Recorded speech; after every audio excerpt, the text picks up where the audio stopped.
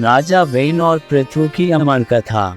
ध्रुव से कुछ पीढ़ी आगे वेन नाम का एक राजा था। वेन बिल्कुल भी अच्छा राजा नहीं था। उन्होंने घोषणा की कि पृथ्वी पर कोई बलिदान नहीं होगा। विष्णु से प्रार्थना करने का कोई कारण ही नहीं था। क्या राजा वेन विष्णु से भी श्रेष्ठ नहीं थे? ऋषियों ने राजा को अपने तरीके बदलने के लिए मनाने की कोशिश की, लेकिन वेन सुनने के मूड में नहीं था। इसलिए ऋषियों ने निर्णय लिया कि वेन को मर जाना चाहिए। उन्होंने एक तिनके के ऊपर मंत्रों का जाप किया और तिनके से वेन को मार डाला। हालांकि समस्या ये थी कि वेन के स्थान पर राज्य का शासन कौन करेगा। वेन की कोई संतान नहीं थी। उपाय को प्राप्त करने की लालसा में ऋषियों ने मृत राजा की जांघों को मसलना शुरू कर दिया। गूंथने के बाद जांघों से एक बौना निकला जो छोटे खंभे जैसा दिखता था। मैं क्या करूंगा? बौने ने पूछा। बैठो, ऋषियों ने कहा, और बौने को बैठने के शब्द से निषाद कहा जाने लगा। बाद में निषाद के पुत्र विंध्य पर्वत पर रहने आए। फिर ऋषियों ने शव का दाहिना हाथ मसलना शुरू कर दिया और गूंथने से एक चमकता हुआ पुरुष निकला। ये पृथु थे। जैसे ही उनका जन्म हुआ, आकाश से एक दिव्य धनुष, बाण और कवच उन पर गिरे। पृथु के जन्म पर सभी प्रसन्न थे। वेन को भी अब उस नरक में नहीं जाना पड़ा जहाँ पुत्र न होने पर व्यक्ति को जाना पड़ता है। पृथु के राज्याभिषेक के लिए ऋषि नदियाँ और समुद्र का जल और रत्न लेकर आए। राज्याभिषेक से पहले देवता और ब्रह्मा पृथु को स्नान कराने पहुँचे। ब्रह्मा ने देखा कि पृथु के दाहिने हाथ पर चक्र विष्णु का हथियार का निशान था। यह एक अच्छा संकेत था, क्योंकि इसका मतलब था कि पृथु विष्णु के वंशज थे।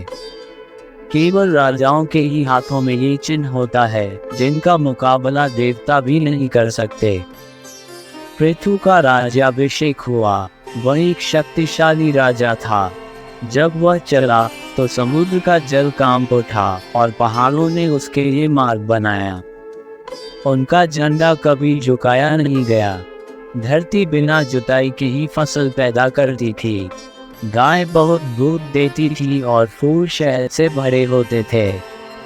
पृथु ने यज्ञ का आयोजन किया। इस बलिदान से सूत और मगधों का जन्म हुआ, जिन्होंने पृथु की प्रशंसा में गीत गाए। लेकिन वेन की मृत्यु और पृथु के जन्म के बीच एक छोटा सा समय था जब भूमि पर कोई राजा नहीं था। राजा के अभाव में भूमि का विकास नहीं होता। धरती से जड़ी बूटियां गायब हो गईं और लोग भूखे रह गए। ये लोग पृथु के पास गए और उनसे जड़ी बूटियां वापस दिलाने की प्रार्थना की। जड़ी बूटियां प्राप्त करने के लिए पृथु ने अपना धनुष बाण उठाया और पृथ्वी का पीछा करने लगे। पृथ्वी ने गाय का रूप धारण कर लिया और भागने लगी, परंतु पृथ्वी जहां भी जाती, पृथु भी उसके पीछे पीछे चलता। अंत में पृथु ने पृथ्वी को पकड़ लिया और पृथ्वी ने जो कुछ जड़ी बूटियां बची थी उन्हें पुनः प्राप्त कर लिया। ये सुनिश्चित करने के लिए कि पृथ्वी सामान्य स्थिति में लौट आए और एक बार फिर उपजाऊ बन जाए, पृथु ने अपने धनुष से पर्वतों को समतल कर दिया। पहले की सृष्टि में नगर, गांव, अनाज, पशुपालन, कृषि या व्यापार नहीं था।